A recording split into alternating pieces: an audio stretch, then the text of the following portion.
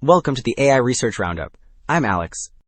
Today we're looking at a paper from the Hugging Face trending list, published on February 4th, 2026, just 2 days ago.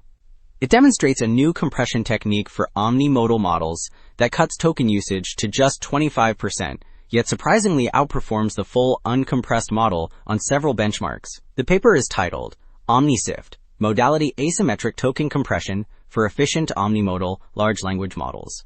And as we'll see in the details later, the efficiency gains here could be a game changer for real-time deployment.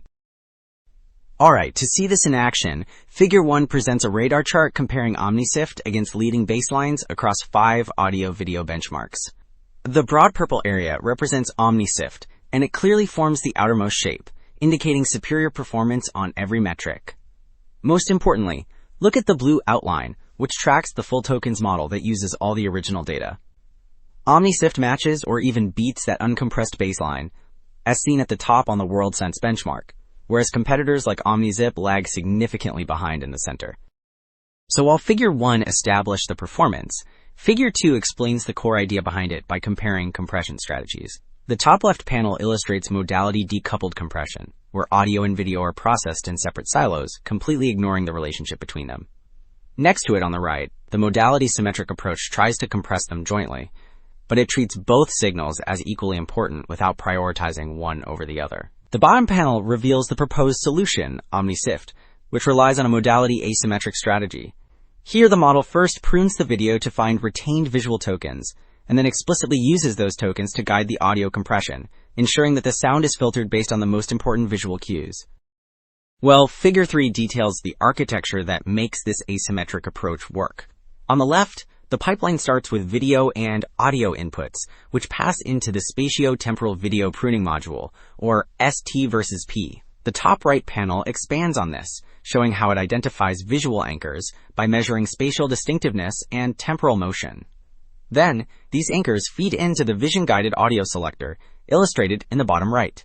Here, a cross-attention mechanism uses the retained visual tokens to query the audio stream, keeping only the sounds that semantically align with the visual scene. While Figure 3 just showed the mechanism, Table 1 now proves the performance across the QN 2.5 Omni 7B and 3B models. Focusing on the 7B results in the top half, look specifically at the WorldSense column. Here, at a 35% retention ratio, OmniSIFT achieves a score of 50.0, which remarkably surpasses the full token's baseline of 49.7.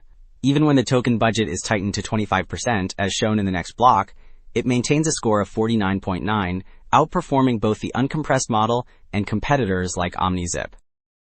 Okay, moving from pure accuracy to resources, Table 3 breaks down the efficiency gains on the WorldSense benchmark. Starting with the QN 2.5 Omni 7B model in the upper section, notice that the full token's baseline demands over 27 gigabytes of memory and 15,000 seconds of total processing time.